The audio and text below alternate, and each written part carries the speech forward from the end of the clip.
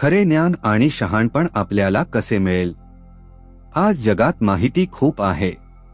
इंटरनेटवर काहीही शोधले की उत्तर मिळते. पण माहिती आणि देवाकडून मिळणारे ज्ञान यात फरक आहे. एक, ह्या ज्ञानाची सुरुवात कुठून होते? नीतिसूत्रे अध्याय 9 वचन 10 असे सांगते, परमेश्वराचे भय हे ज्ञानाचा आरंभ आहे. याचा अर्थ देवाला घाबरणे असा नाही. येथे देवाचे भय म्हणजे देवाचा आदर करणे, त्याच्या वचनाला महत्त्व देणे आणि त्याच्या इच्छेनुसार जगण्याची तयारी ठेवणे. म्हणून खरे ज्ञान मिळवण्याची पहिली पायरी म्हणजे देवाला आपल्या जीवनात प्रथम स्थान देणे.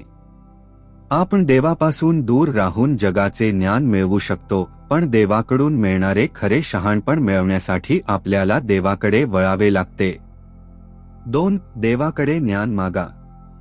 याकोब अध्याय 1 वचन 5. किती सुंदर गोष्ट आहे. आपल्याला प्रत्येक प्रश्नाचे उत्तर माहीत असण्याची गरज नाही, पण आपण ज्याला सर्व काही माहीत आहे त्या देवाकडे ज्ञान मागू शकतो. म्हणून प्रार्थनेत असे म्हणा, प्रभू, मला योग्य आणि अयोग्य ओळखण्याचे ज्ञान दे. माझ्या परिस्थितीत तुझी इच्छा समजण्यास मला मदत कर. देवाकडे प्रामाणिकपणे मागणाऱ्या व्यक्तीला तो मार्गदर्शन करतो. 3. देवाचे वचन नियमित वाचा.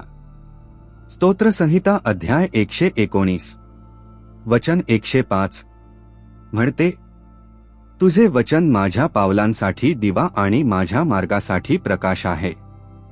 आपण अंधारात चालत असताना प्रकाश आपल्याला दिशा दाखवतो. त्याचप्रमाणे जीवनातील निर्णय घेताना देवाचे वचन आपल्याला योग्य दिशा दाखवते. म्हणून फक्त बायबल ऐकणे पुरेसे नाही. ते वाचणे, समजून घेणे आणि जीवनात लागू करणे आवश्यक आहे. दररोज फक्त 5-10 मिनिटे बायबल वाचण्यापासून सुरुवात करा. स्वतःला 3 प्रश्न विचारा. 1. या वचनातून मी देवाबद्दल काय शिकतो? 2. माझ्या जीवनाबद्दल मला काय शिकायला मिळते? 3. आज मी हे वचन कसे लागू करू शकतो? 4. ज्ञान कृतीत आणा. याकोब अध्याय 1 वचन 22 सांगते, वचनाचे केवळ ऐकणारेच नव्हे, तर त्याप्रमाणे आचरण करणारे व्हा. खरे शहाणपण म्हणजे फक्त बायबलमधील अनेक वचने पाठ असणे नाही. खरे शहाणपण म्हणजे देवाचे वचन समजून घेऊन त्याप्रमाणे जगणे. उदाहरणार्थ, बायबल आपल्याला क्षमा करायला सांगते.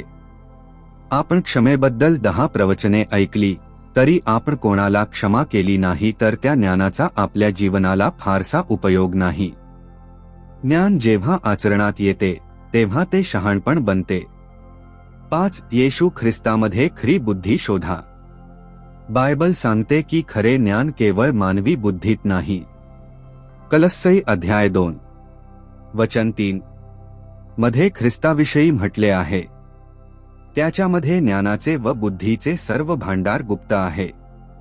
म्हणून खरे शहाणपण हवे असेल तर प्रभू येशूला जाणून घ्या, त्याचे वचन वाचा आणि त्याच्या शिकवणीनुसार जगा. प्रभू येशू आपल्याला केवळ माहिती देत नाही, तो आपले जीवन बदलतो. आज आपण 5 गोष्टी शिकलो. 1. देवाचा आदर करा. 2. देवाकडे ज्ञान मागा. 3. देवाचे वचन वाचा. 4. वचन जीवनात आचरणात आणा. 5. येशू ख्रिस्तामध्ये खरे ज्ञान शोधा. जग म्हणते, तुला स्वतःवर विश्वास ठेव. पण बायबल आपल्याला शिकवते, देवावर विश्वास ठेव आणि त्याच्या मार्गदर्शनावर चाल. आमेन.